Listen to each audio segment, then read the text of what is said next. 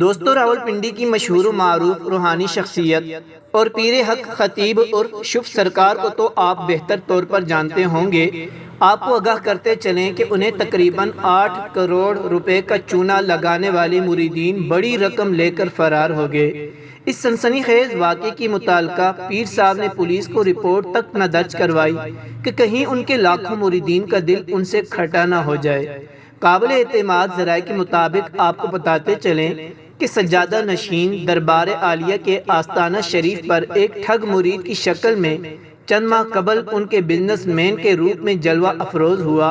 اور روتے ہوئے پیر صاحب سے التجا کی کہ اس کا بزنس بہت نقصان میں جا رہا ہے، لہٰذا آپ دعا کریں کہ میری مشکل آسان ہو جائے۔ پیر صاحب نے اس دکھی شخص کے لیے خصوصی دعا فرمائی اور وہ شکریہ ادا کرتا ہوا چلا گیا۔ چند روز بعد وہی شخص قیمتی تحفے اور تحائف سے لدا پھدا آیا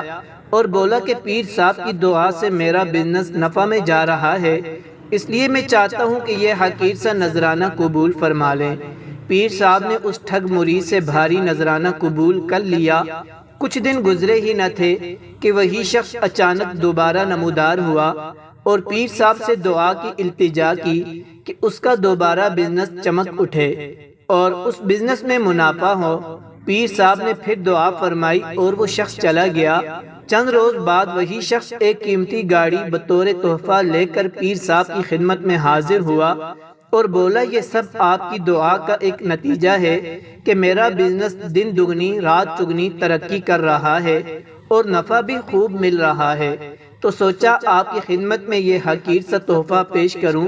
قبول فرما کر شکریہ کا موقع دیں۔ پیر صاحب نے بلا حیل و حجت قیمتی گاڑی کا تحفہ قبول کر لیا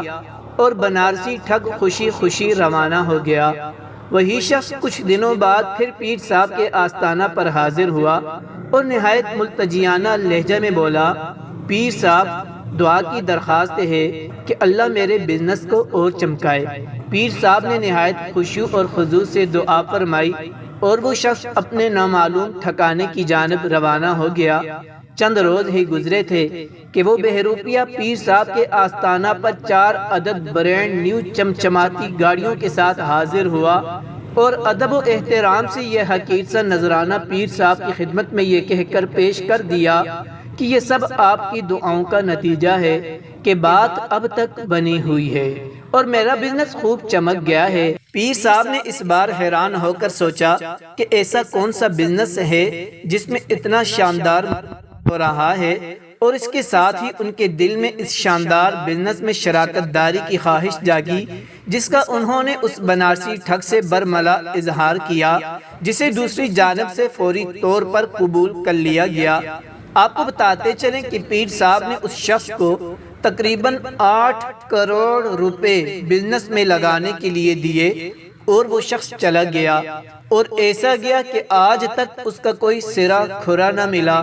ابھی پیر صاحب اس شدید صدمے سے نکل نہ پائے تھے کہ انہیں ایک اور شاک لگا، وہ یہ کہ تمام گاڑیاں رینٹ کی تھی جو کہ ایک شو روم سے لی گئی تھیں۔ آپ کو بتاتے چلیں کہ اس واقعے کی پیر صاحب نے کسی کو کانوں کان خبر نہ ہونے دی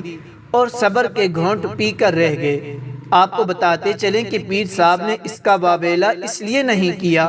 کہ ان پر جان نچھاور کرنے والے دنیا بھر میں موجود لاکھوں کی تعداد میں